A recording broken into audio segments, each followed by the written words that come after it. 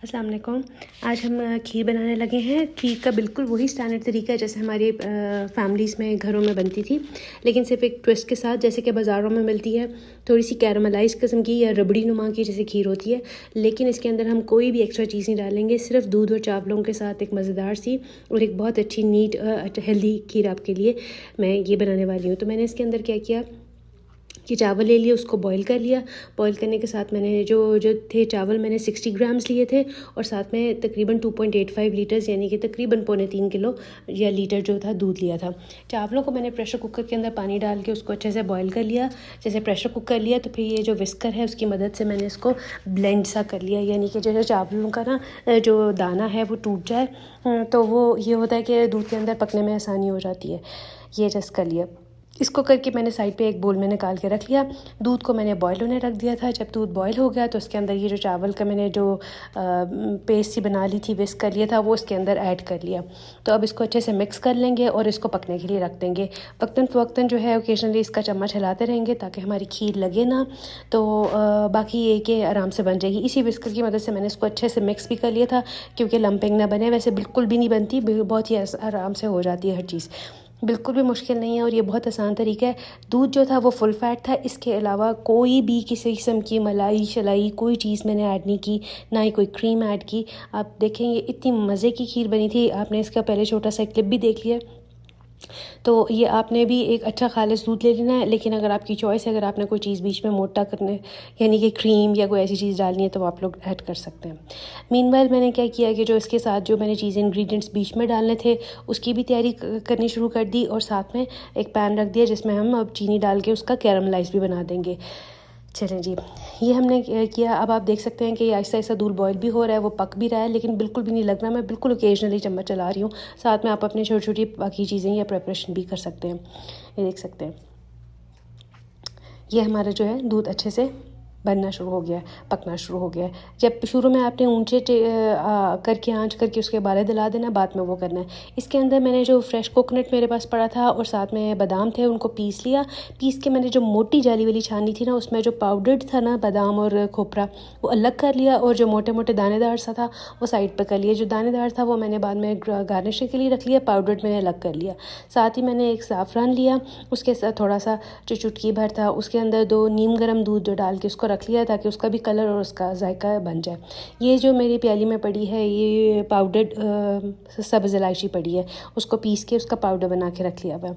तो ये अब देख सकते हैं कि ये होता है। बाकी इस वाले पैन में मैंने एक सेपरेट पैन लिया, उसके अंदर मैंने आधा किलो चीनी ली, उसको बीच में रख दिया और बिल्कुल धीमी आंच पे उसको पकने रख दिया।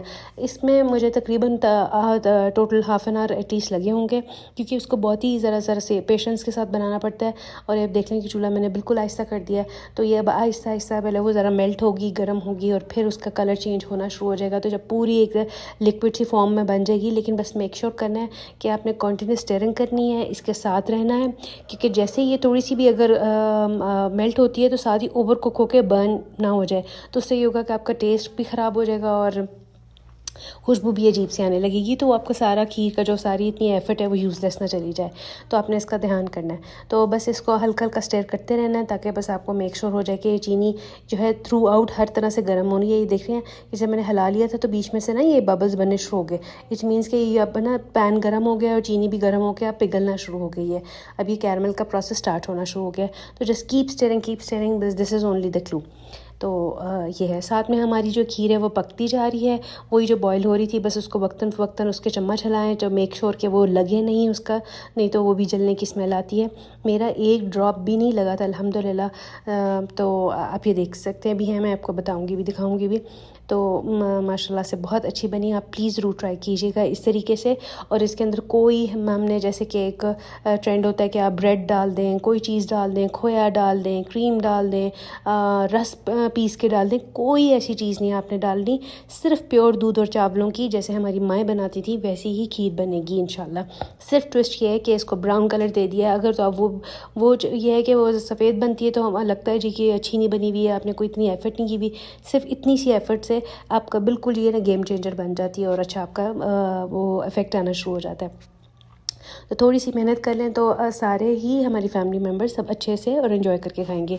इसके साथ आप लोगों ने मुझे बताना है कि आप कहाँ से ये वीडियो देख रहे हैं और आपको मेरी वीडियोस कैसे लगती हैं, और अगर आपको कोई फरमाइश है कि आप चाहते हैं कोई रेसिपी मैं बनाऊँ आपके साथ शेयर करूँ तो प्लीज़ मुझे कमेंट्स में लिखिएगा और मेरे चैनल्स को सब्सक्राइब कीजिएगा और मुझे कमेंट करके बताइएगा कि आपको ये मेरा सारा प्रोसीजर कैसा लगता है।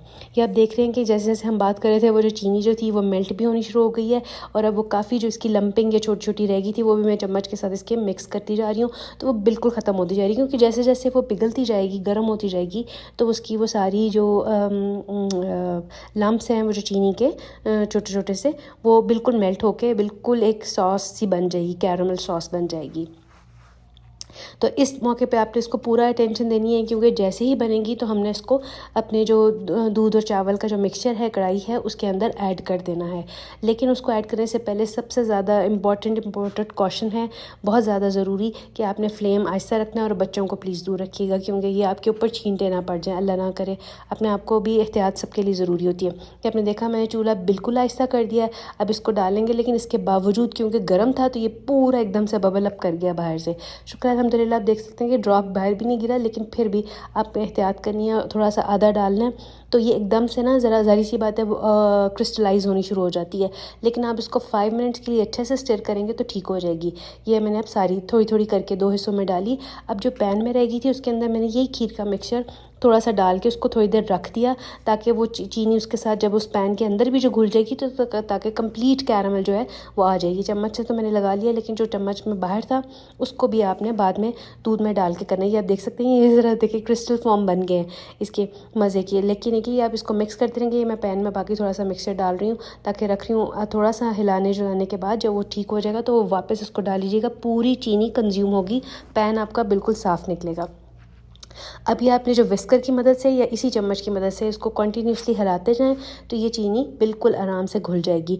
एक भी ड्रॉप आप यकीन करें नहीं रहेगा। ये आप देख सकते हैं कलर भी चेंज हो गया और सारा वो अच्छे से मिक्स हो गया। अभी जो पैन में था ये मैंने डाल दिया, इसमें वीडियो में नज़र नहीं आया, लेकिन बिल्कुल साफ़ था पैन। तो ये देखिएगा आप, और ये कोई भी आपको ड्रॉप नज़र नहीं है, ना ही किसी चावल का लम्प है, ना ही किसी चीनी की कैरामलाइजेशन का लम्प है। तो अल्हम्दुलिल्लाह। और ये बिल्कुल सादी खीर है जो सिर्फ दूध के फुल फैट दूध में और चावलों के साथ बनी है, और बस चीनी में हमने कैरामलाइज़ किया। अब जो हमारे नट्स की बारी आएगी ना, अब हम उसको डालना शुरू करते हैं। अब देख रहे हैं कि ये ना थोड़ी ड्राई भी होगी। पहले पैन के ऊपर तक दूध था, अब श्रिंक होकर दूध कम भी हो गया। तो ये माशाल्लाह से, और इसकी अपनी ही भलाई जो है ऊपर से आनी शुरू हो गई है। साइडों से आप साथ साथ उतारते रहेंगे तो मिक्स हो जाएगी, लेकिन अगर जैसे वो जो जम सी गई है तो फिर ना आप कीजिएगा।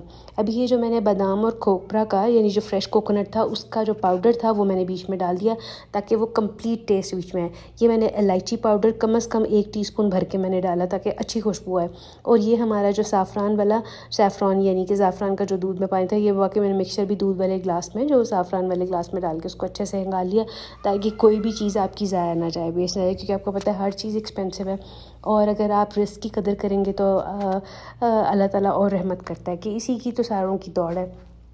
तो सिर्फ ये होता है चीज़ें तो वही सिंपल होती हैं, लेकिन हम हर चीज़ का एहतियात करें, हर चीज़ को वैल्यू दें लाइफ में। अल्लाह ताला की ये सब नेमतें होती हैं, अल्लाह ताला सबको नसीब भी करे अच्छे तरीके से, दुनिया में हम अच्छे तरीके से गुजार के जाएँ हमारी लाइफ। तो ये आप देखें, ये मैंने जो है ना उसको मिक्स कर लिया। तो ये अब कोई भी पाउडर का भी जो लंप है वो नहीं बना, जितने भी नट्स में हमने डाले थे। तो ये मज़े की एक चीज़ बन गई। अब ये भी इसकी वजह से भी खीर ज़रा हमारी गाढ़ी हो जाएगी, क्योंकि नट्स होंगे वो भी सोक करेंगे। ये जो बाकी जो बचा हुआ था वो भी मैंने इसमें पैन में डाल दिया, जो था कैरमल वाला जो पैन था वो, उसमें जो मिक्सचर जो मैंने दूध का डाल के रखा हुआ था। ये अब हम इसको पकाएंगे और जितनी कंसिस्टेंसी हमें चाहिए, हल्की सी गाढ़ी। और खीर का नॉर्मली हमें तो बचपन में यही हमने सारा देखा कि जैसे उसके जैसे बबल्स फटने शुरू होते हैं, जैसे अब ये है, और आपके छींटे पड़ने शुरू होते हैं। यानी ये होता है कि सिर्फ जो लास्ट मोमेंट्स पे थोड़ा थोड़ा पानी रह जाता है उसके पटाखे बजने शुरू होते हैं, और आपके कपड़े या आपके हाथों पर बजते हैं, इसलिए बी वेरी केयरफुल। तो ये आपकी खीर ऑलमोस्ट रेडी हो जाती है, क्योंकि जब ये ठंडी होगी तो ये बड़ी मज़ेदार सी रबड़ी नुमा खीर बनेगी। तो ये हमने जब इसको ठंडा कर लिया फ्रिज में, तो अब आप देखिएगा कि इसको हम निकाल के कैसे करेंगे। आप मेरे चैनल को ज़रूर सब्सक्राइब कीजिएगा। ये देखिएगा कितनी मज़े की ये बनी है। ये हमने छोटी छोटी प्यालियों में बाकी अपने नेबर्स और अपने बाकी लोगों के साथ शेयर करने के लिए भी रखी, और हमने एक बड़ी डिश में भी निकाल ली। माशाल्लाह से आप देख सकते हैं क्या खूबसूरत कलर है, इतनी ज़बरदस्त कंसिस्टेंसी है। और फिर वो जो कोर्स नट्स रह गए थे जो थोड़े थोड़े मोटे थे, वो हमने उसको एज अ टॉपिंग के यूज़ कर लिया। तो खीर, और आपको पता है इसमें बच्चे भी बिल्कुल नखरे नहीं करते, वो ऊपर से साइड पे कर देंगे अगर लेट्स सपोज अगर कोई नहीं खाना चाहता, लेकिन अंदर से खीर बच्चों के लिए नट्स कंप्लीट प्रोवाइड करे, प्रोटीन भी। ये देखिए माशाल्लाह से, और ये कितनी मोटी इसकी ऊपर से मलाई की लेयर है।